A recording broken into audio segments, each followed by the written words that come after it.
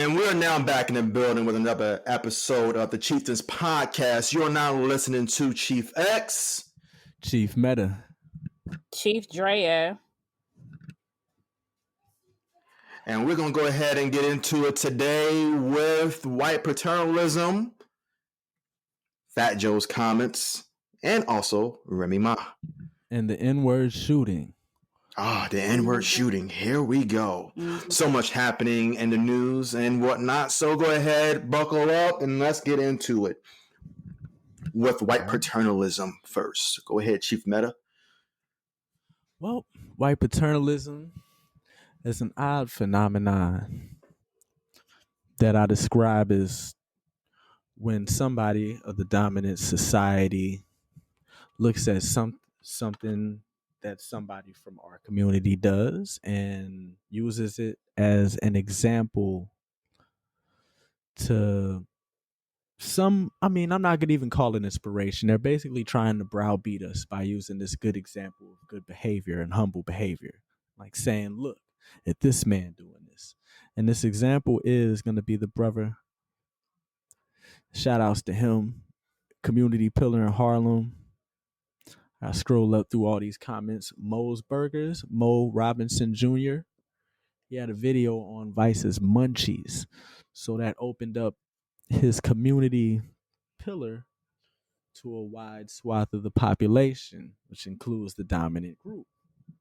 And we saw several examples of Whyte paternalism in the comments, such as, see kids, put the drugs and guns down, live a humble life. He's a good, humble, real American that served his country. He says he's making $2 burgers for poor black kids, but a black kid strolls up with AirPods on. You know, at first glance, the first two comments seem like they're beneficial. You know, they're positive, but they're backhanded compliments. So what's not a humble, real American? Why do we have to be humble? Let's look at the definition of the word humble, because it looks like humiliation is in it. Humble. Right.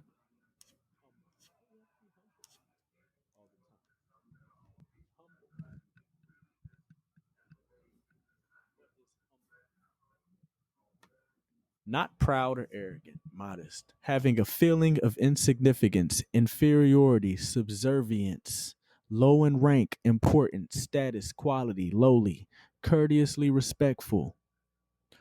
Verb, used with object, humble, humbling, to lower in condition, importance, or dignity, abase. 7, to destroy the independence, power, or will of. But this man is independent and powerful in his own right. He is. And this is why black people stop running around talking about you humble, this, that, and the third. Be proud of who you are. Right? All that's conditioning you to be lower than a certain group of people. And that is the dominant society in which now we are trying to hold accountable in terms of giving us a reparations. It's not an ask. We are demanding. But back to this guy here, there are so many different comments that I've seen myself. And one of them being is, why only the young black kids? I knew poor white kids that lived in Harlem or poor Spanish or whatever. Why is it only the young black kids and not the young kids? One thing we need to stop doing is explaining ourselves, right? Why are we always explaining ourselves to people who really just don't care and don't want to get the messaging?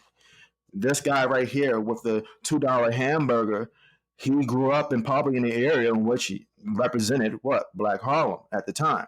And so guess what? He represents that community. Why everyone can represent their communities in which they are supposed to represent, but when it comes to black people, there's a problem. Exactly. And what's stopping him from Don't tell buying me how I should stand up for myself. Y'all are oppressed. You can only protest in this manner, which I tell you to. First of all, the oppressed doesn't get to tell the oppressor does not get to tell the oppressed in terms of how they should handle their oppression. That's like telling the raped, in terms of the rapist telling the rape that it didn't occur.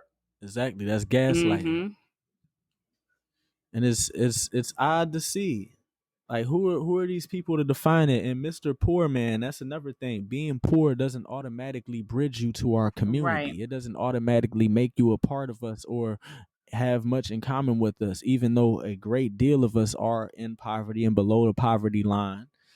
That just ties into people being entitled. Just because your family is unsuccessful financially does not mean that we automatically have something to relate to. There's different circumstances that may have led up to that. Do we have that, and that may be the only thing we have in common? Or you like African American culture? Cool. Well, if you were actually from Harlem and you were white, you know not to say that.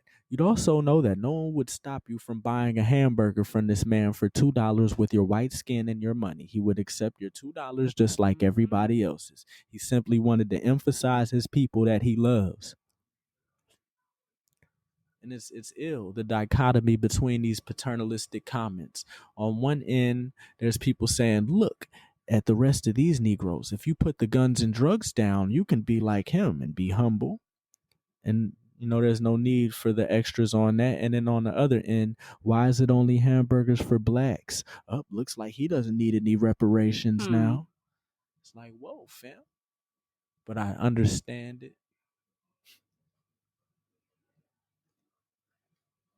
It's just odd. It's not odd, but it is odd. Like, on a human being, on a human level, it's odd. Because we're not going out of our way to do that. It's like the person saying it's a dangerous place in the comments. Remember that, Chief X? Oh, yeah, I remember that. They're saying that isn't Harlem still a dangerous place? And then there was other comments in there talking about, oh, no, it's safe now, right? Right. Oh, it's safe now. So you have all these different mindsets within something that's supposed to be positive. You have now people trying to distract from this elder's efforts to provide some form of food to an impoverished community, even if it's just $2 hamburgers. That's better than what some are doing when you go to McDonald's and then $8 for a meal. Yeah. For a value meal is like $8. Wendy's $7 to $8 somewhere in there. You can't even get a salad for under $10 in some cases.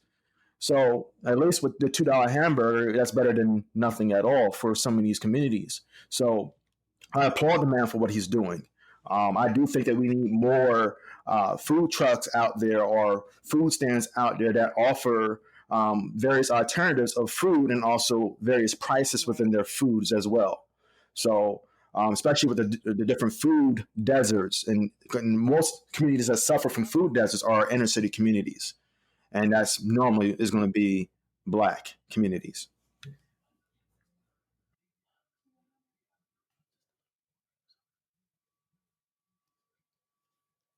All right, here's another thing we could talk about is that shooting. Did y'all watch the video? That was awful. You talking about the N-word shooting? Yes, and what are your feelings? Let me just read a little bit to, catch our audience up. So this shooting happened in Phoenix, Arizona. So a Black photographer found himself fighting for his life after telling 3 teenagers not to use the N-word. And he happened to be live streaming during those terrifying moments when he was shot a total of 9 times. Let me put down. So the unidentified photographer was taking pictures at a park in Phoenix, Arizona on September 12th. When 3 teenagers asked him to take pictures of them. They can be seen in the live stream as the photographer told them that he would not charge them. So doing a cool act of, service. During their interactions, the teens began using the N-word, which rubbed the man the wrong way. And he said, "My man, I told you can't say the N-word. You're not Black," the man said. I say what the explicit I want. One of the teens responded, "No, you cannot, not in front of me," the man continued. So it was this whole back and forth of, exchange of words. And 2, it went to the gunfire erupt and the camera fell to the ground. And the 3 suspects who are Hispanic for the scene. And so this man was shot 9 times just for saying, hey, and he survived too by, checking them like, yo, we're not going to have you saying these racial slurs in front of me or anyone else. And this whole back and forth of, well, I can say what I want to say. And it's like, did it have to get to the point, and we know the answer, it didn't have to get to the point where she shoot this man 9 times.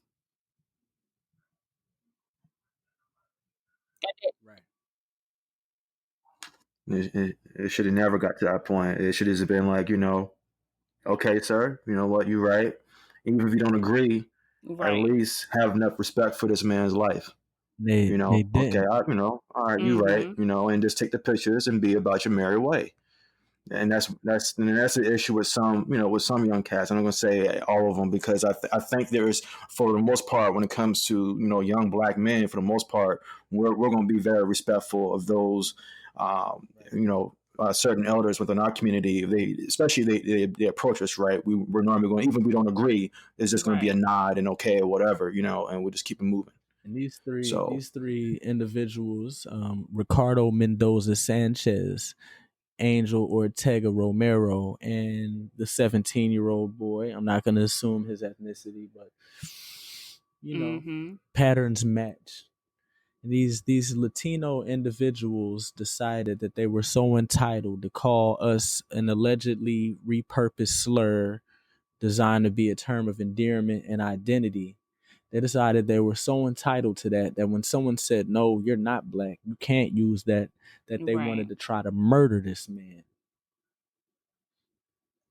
And when they went to find the other one, and that's unacceptable, he had more weapons and methamphetamine and body armor on him. So these people were in engaged in street gang activity, and decided that they were entitled because they may enjoy hip hop music, and they devalued this man's life, all because he wanted them to put some respect on him and his people.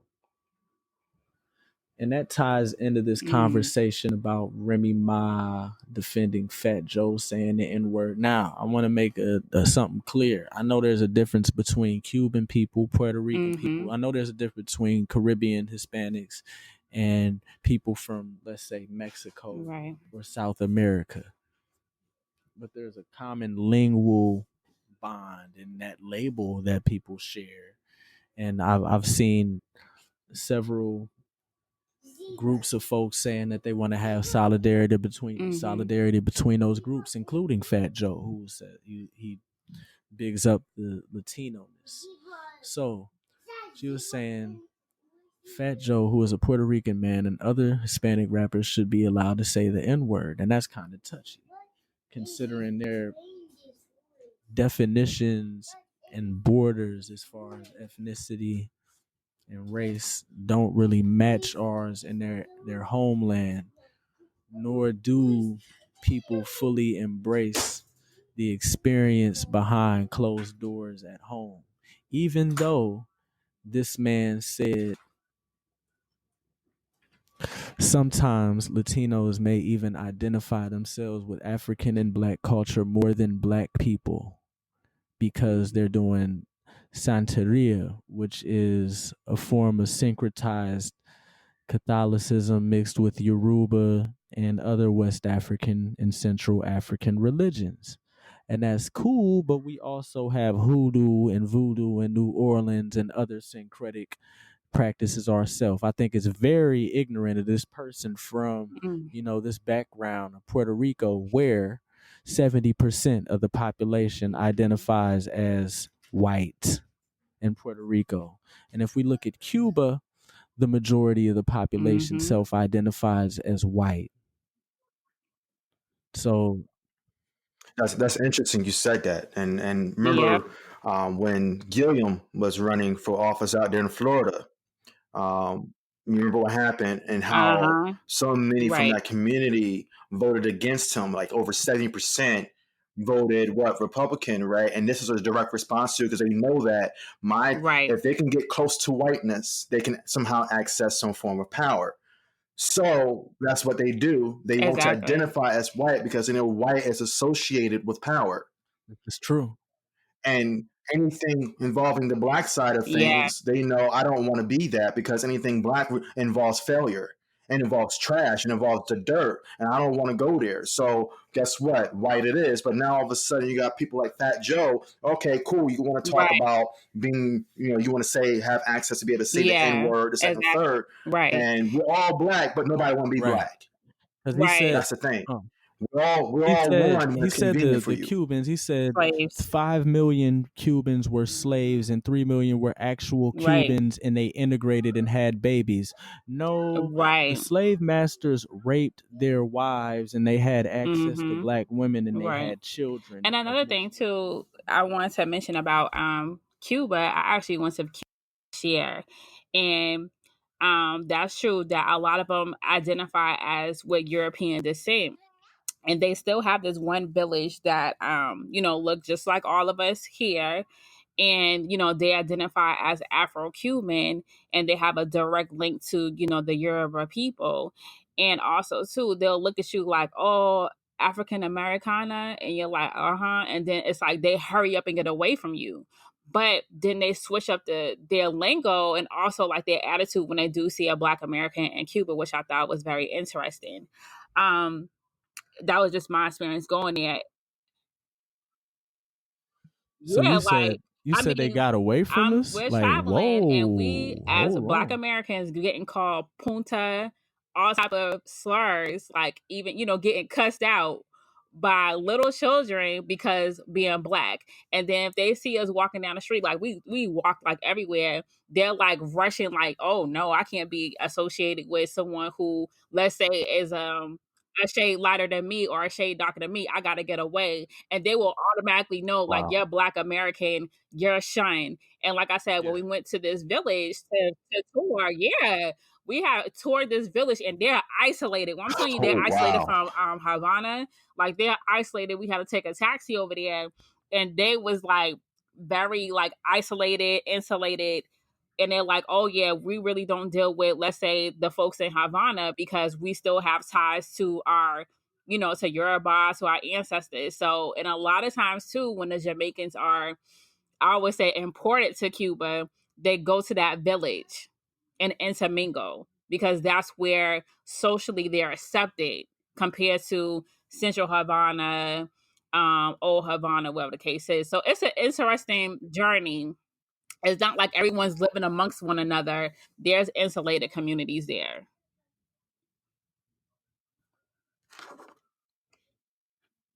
Very, very deep. And another thing I wanted to mention is too, the Fat Joe comment. Remy Ma said she's seen pictures. She said she also claims that Fat Joe didn't have a choice but to embrace Black culture because he grew up in South Bronx. I know his whole family. This didn't happen when he decides to become a rapper or an artist. Yeah, I'm going to use the word nigga because this sounds cool. He's Black. Like, that's it. So just because he grew up in South Bronx, it's okay for him to be like, yeah, I'm gonna use nigga in my raps, because hey, this is where the environment, they use it, so I'm gonna use it too. And it's going back to, it's funny how they flip the script sometimes, like, oh, now I'm gonna identify as Black, and then I'm not gonna identify as Black. Like I said, it's beneficial when something is benefiting them.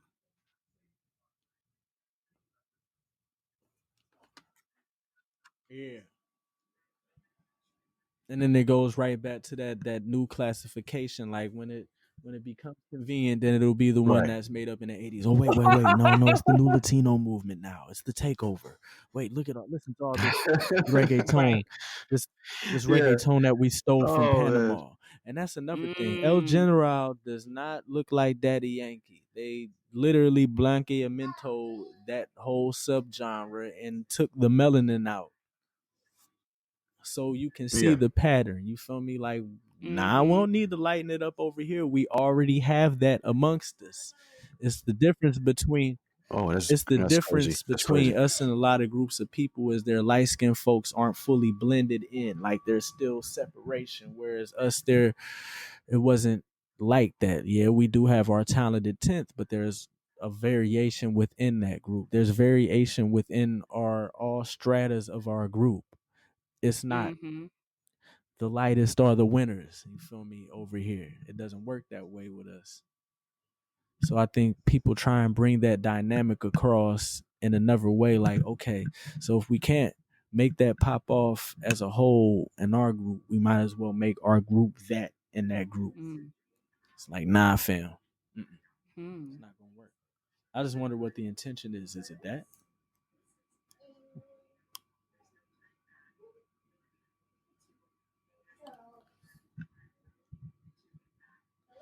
Like, you can participate in our culture while you assimilate because that's what you were designed to do. That was the whole purpose. That's where you came from. So is it translation in this? I don't know. It's kind of weird.